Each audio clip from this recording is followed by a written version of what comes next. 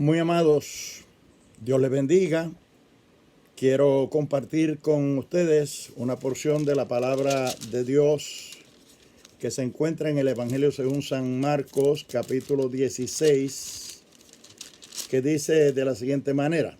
Dice: cuando pasó el día de reposo, María Magdalena, María la madre de Jacobo y Salomé compraron especias aromáticas para ir a ungirle. Se refiere a ungir el cuerpo de Jesucristo. Y muy de mañana, el primer día de la semana, vinieron al sepulcro, ya salido el sol. Pero decían entre sí: ¿quién nos removerá la piedra de la entrada del sepulcro? Pero cuando miraron, vieron removida la piedra, que era muy grande. Ciertamente, cuando uno va a Israel y se preocupa por visitar el lugar del sacrificio de Cristo en el Gólgota, en el Calvario, encontramos allí realmente un sepulcro y se ve una piedra tipo rueda, pero obviamente pesadísima, la cual es removible. Por eso las mujeres que fueron a ungir el cuerpo, el supuesto cuerpo de Jesús, que ya no estaba el cuerpo allí, pero ellas iban a ungir el cuerpo de Jesús con ungüentos aromáticos. La preocupación de ellas era: ¿quién removerá la piedra? Era una piedra obviamente removible, pero muy pesada, grande, piedra al fin. Y cuando llegaron, se disipó de ellas toda duda y toda preocupación, porque encontraron que la piedra había sido removida.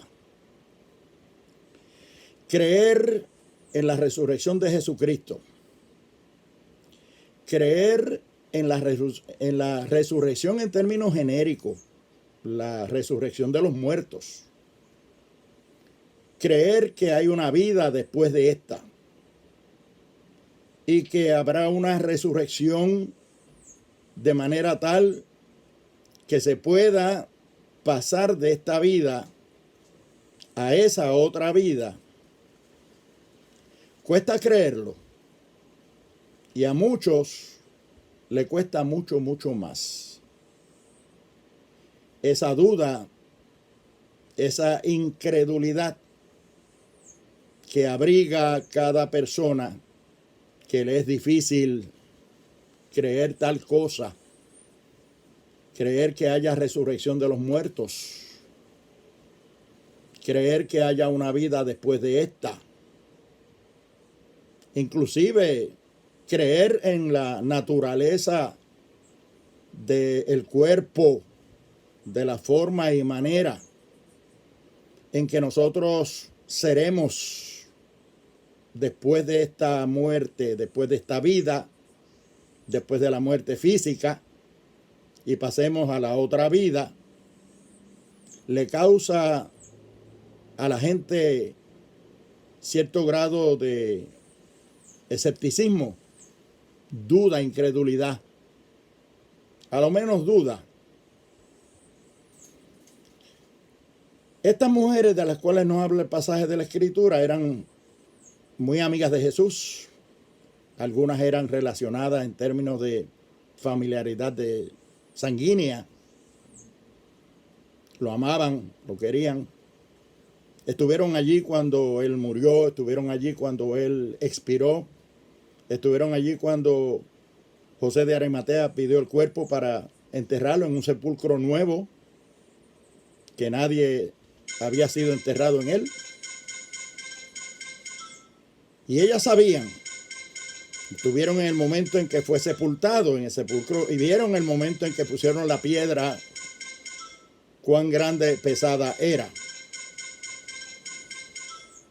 Y pasado el día de reposo, es decir, pasado el día sábado, al otro día domingo, el día del Señor, que hoy nosotros llamamos el día del Señor, domingo en la mañana, se levantaron temprano, fueron al sepulcro con la intención de ungir el cuerpo. Que lo que esperaban encontrar era el cuerpo, el cadáver, por así decirlo, del maestro. Pero llevaban esa duda, la duda grande de cómo iban ellas a remover la piedra, siendo mujeres. Se decían la una a la otra, ¿quién nos removerá la piedra? Eso de remover hay que explicarlo semánticamente, porque remover conlleva el hecho de que pueda ser removible. O sea, estamos hablando de algo que se puede mover de un lugar a otro. Obviamente era tan pesada, tan grande, que ellas, por ser mujeres, y posiblemente un hombre solo, no podría removerla. Pero era una piedra removible.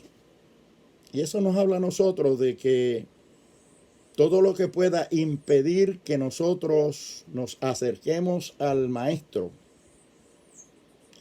que podamos descubrir el gran misterio de la resurrección y creerlo, visualizarlo,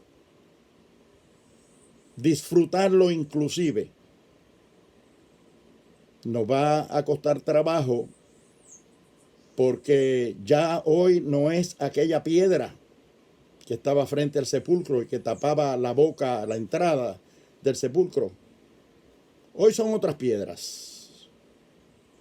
La piedra de la incredulidad y otras piedras más que, si nos da tiempo, hablaremos de ellas, que deben ser removidas para nosotros poder disfrutar no solo de la resurrección de Jesucristo, de esa gran verdad, de ese gran misterio, sino creer en nuestra propia resurrección, que tanto el Señor anunció, que tanto el Señor habló, que tanto el Señor se preocupó por enseñar, porque Él le dijo a Marta y a María, yo soy la resurrección y la vida, y el que cree en mí, aunque esté muerto, vivirá. Las mujeres, cuando llegaron allí, encontraron que la piedra había sido removida. Los evangelios se encargan de decirnos que un ángel del cielo vino y removió la piedra. Inclusive estaba dentro del sepulcro cuando ellas fueron al sepulcro y miraron dentro del sepulcro. Dios se encarga de remover las piedras cuando hay buena intención, cuando hay sinceridad de corazón, cuando hay necesidad de Dios, cuando nosotros demostramos una necesidad de Dios, una sinceridad religiosa, una sinceridad de fe más que religiosa,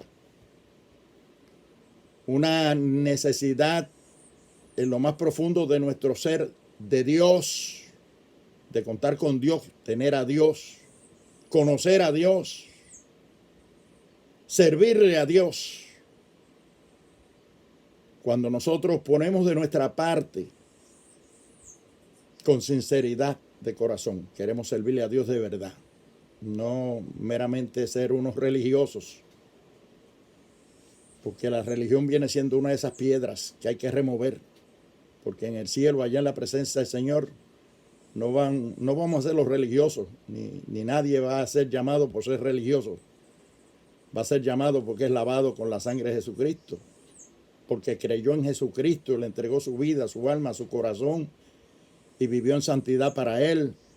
Se dispuso a remover Él mismo todas las piedras que se interponían para poder creer, para poder servirle al Señor, dedicar la vida, el alma al Señor, que tanto trabajo cuesta, porque esa es la realidad, no es fácil.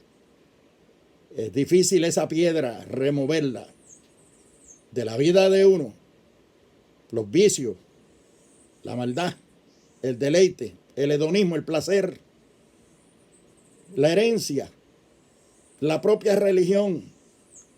Todas esas son cosas que se interponen en nuestro camino para nosotros poder entrar a ver al Cristo resucitado, disfrutar de Él, conocerlo personalmente para que Él entre a nuestro corazón, a nuestra vida y podamos disfrutar de su amor, de su misericordia, de su presencia, de su ayuda, creer en todas sus promesas y servirle como es menester que se le sirva, si es que nosotros estamos interesados en pasar de esta vida a esa vida eterna de la cual Él nos habló y la cual vino a darnos, porque Él vino, yo he venido para que tengan vida y para que la tengan en abundancia.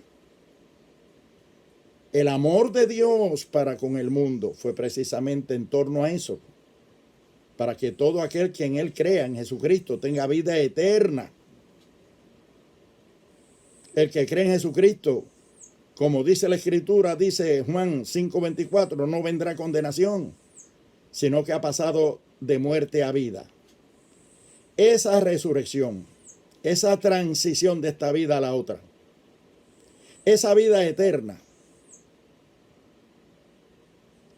no se dará a no ser que pasemos por el proceso de la muerte a esta vida física y la entrada a la vida eterna.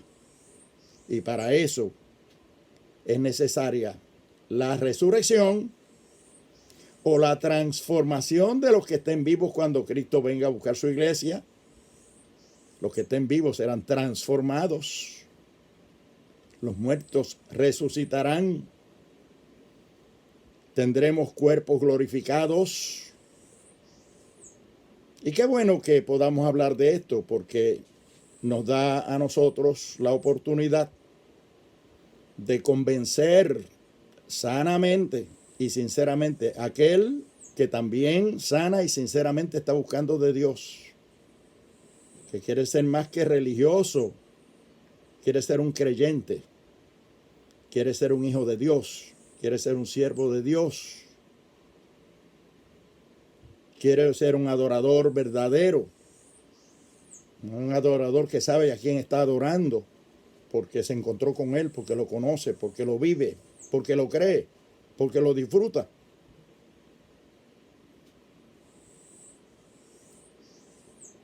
Esa resurrección, la resurrección de Jesucristo, la resurrección de aquel que dijo, yo soy la resurrección y la vida, estaba comprometido a resucitar como modelo, como ejemplo, como inicio del proceso de resurrección para entrar a la patria celestial, al paraíso, que Él le habló a aquel ladrón que estaba a su lado. Hoy estarás conmigo en el paraíso. Para entrar a ese paraíso, a la presencia de Dios, hay que resucitar, hay que morir o ser transformado en un cuerpo glorificado para poder entrar allá. A muchos se le hace difícil creer en la resurrección y se le hace más difícil no solo creer en la resurrección, la gente cree en la resurrección, pero lo que no pueden concebir o creer es que vamos a resucitar y que vamos a estar conscientes después de muertos en la otra vida, totalmente conscientes como lo estamos ahora de la vida, de la realidad de la existencia. Dicen que para muestra con botón basta. Si nos quedáramos solamente en la muestra del ejemplo y el modelo de Jesucristo, nos bastaría para creerlo y salir de toda duda. Jesucristo resucitó. Los discípulos lo vieron. Estas mujeres que fueron al sepulcro no lo hallaron allí. Luego se le presentó. Y un ángel se presentó y le dijo, ¿por qué buscáis entre los muertos al que vive? No está aquí. Ha resucitado. Ciertamente Jesucristo resucitó de los muertos. Ya en el sermón del Viernes Santo lo vimos morir, expirar, inclusive enterrarlo. Fue puesto en el sepulcro. O sea que murió. Pero ahora el primer día de la semana, cuando vienen estas mujeres al sepulcro, no estaba allí, no estaba el cadáver, no estaba el cuerpo. Había un ángel para testificar de que él había resucitado. ¿Por qué buscáis entre los muertos al que vive? Es una gran pregunta. O sea, a Jesucristo hay que verlo vivo, a Dios hay que verlo vivo, a Dios hay que creer en Él, que es un ser vivo, poderoso, eterno, infinito. ¿Por qué buscáis entre los muertos? ¿Por qué le servís a un Cristo muerto? O a algo representativo de Él que es inanimado, que es muerto. Esa es la pregunta. ¿Por qué buscáis entre los muertos al que vive? No está aquí. No lo podemos buscar allí donde lo que hay es mortandad, donde lo que hay es inercia, donde no hay vida, porque no se ve vida, no hay evidencia de vida.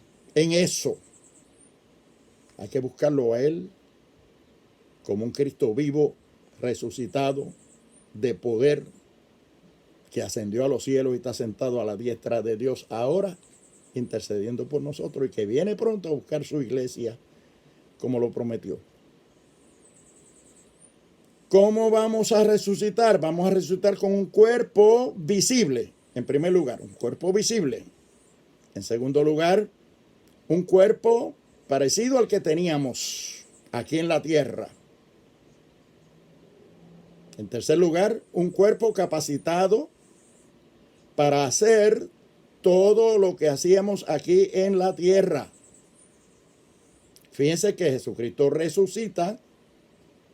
Todos los discípulos lo vieron.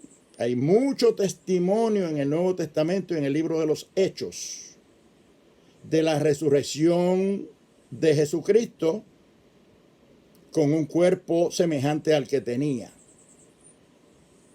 Anduvo, usó sus pies, usó sus manos, usó su boca para hablarle a los discípulos, sus ojos, sus oídos. Y así será el cuerpo y la naturaleza nuestra en la resurrección. Vamos a ser semejantes a Él. Dice en Filipenses capítulo 3 y versículos 20 y 21 que vamos a ser semejantes a Él. Y si vamos a ser semejantes a Él, y Él resucitó de esa manera, visible, reconocible. Lo vieron sus discípulos, caminaron con Él, hablaron con Él con ellos. Hasta comieron juntos.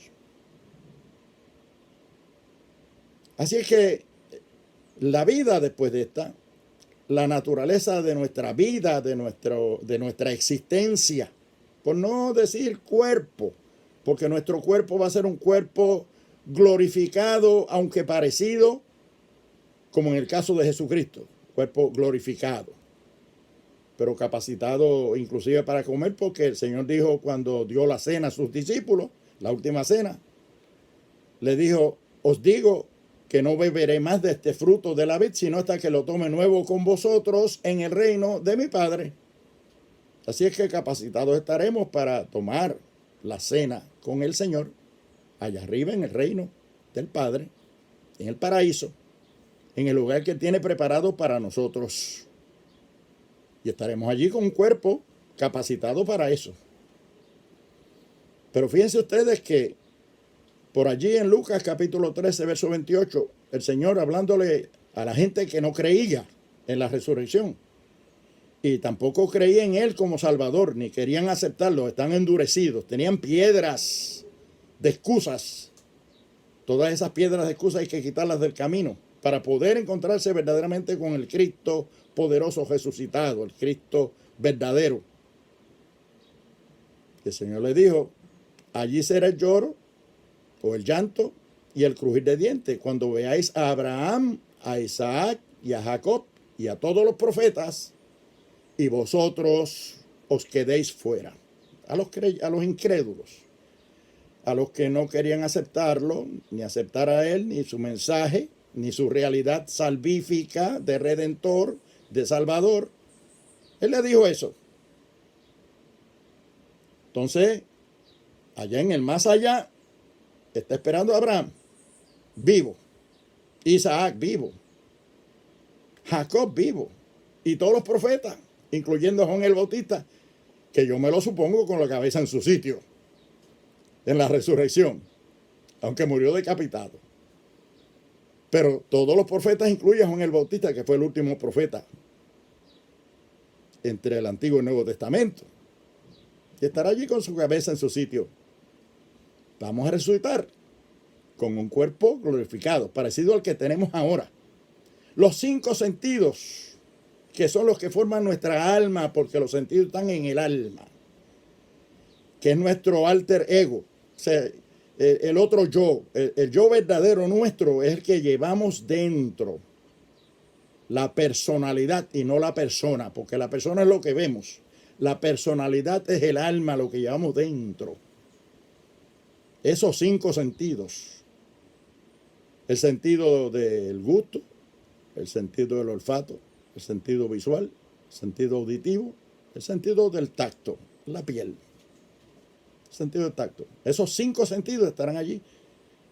Y si no, pues vayamos a Lucas capítulo 16, donde el Señor Jesucristo mismo, para explicarlo, usó una historia, la historia del rico y Lázaro, que murió el rico y murió Lázaro. Lázaro fue llevado por los ángeles al seno de Abraham. Y el rico fue al infierno. Y en el infierno, oigan esto, los que dicen, no, yo no voy a estar allí solo. Si voy para el infierno, pues son muchos los que van allí. Bueno, está bien, pero cada cual va a sentir su propia pena, su propio fuego, su propio ardor, su propio juicio. Y así pensaba posiblemente el rico, que hacía banquetes con esplendidez y no se acordaba de Dios, ni de los pobres, porque Lázaro estaba allí a los pies de él, esperando que le diera algo de comer y no se lo daba. Pero cuando murieron, Lázaro fue llevado por los ángeles al seno de Abraham. Dice que en el infierno el rico vio a Abraham de lejos, o sea, Abraham vivo y visible, ya en el mundo de ultratumba, ya muerto. No estamos hablando de la vida acá, estamos hablando de la otra vida. Estaba Abraham allí y el rico en el infierno. Y lo vio, le dijo, Padre Abraham, haz que Lázaro moje su dedo en agua y lo pose sobre mi lengua, porque estoy aquí atormentado en este tormento. Ahora sentí el tormento, el dolor, pero lo sentía. Los 5 sentidos estaban allí. El sentido del gusto, el agua, iba a sentir el agua, la lengua, el gusto, el olfato, el tacto, el dedo. No existe ya el dedo. Digo, el dedo físico ya no existe. La lengua tampoco ya existe.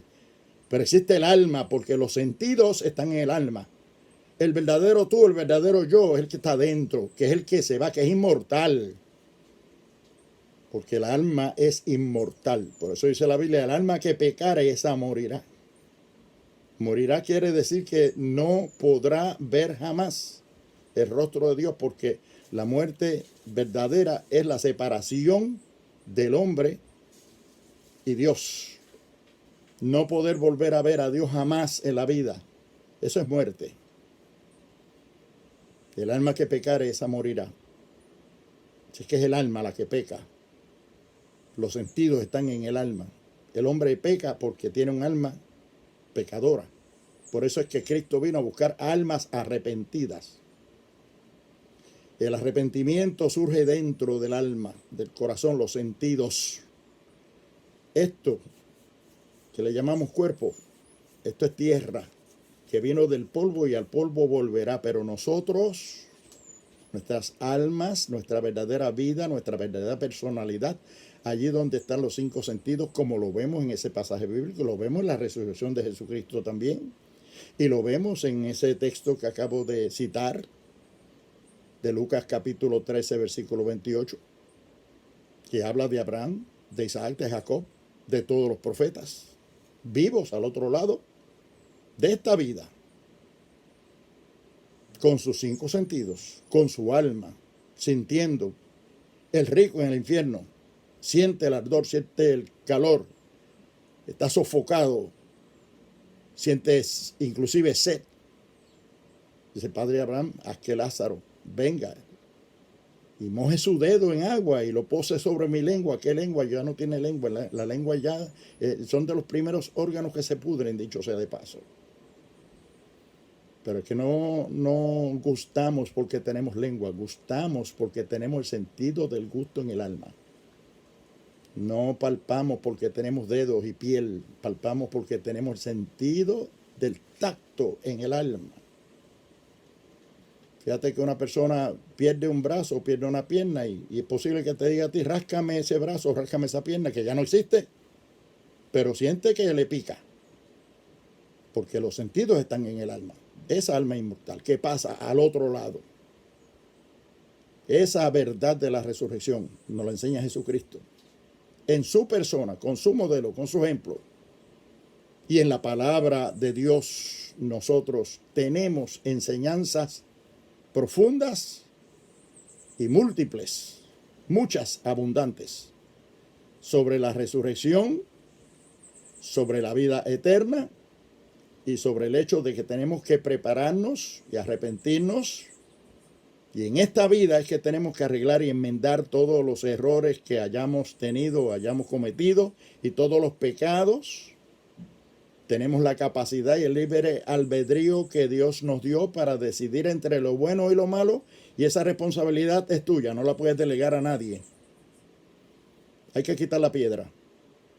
Y la piedra te la quita el Señor, pero tú tienes que tomar la decisión de que se quite.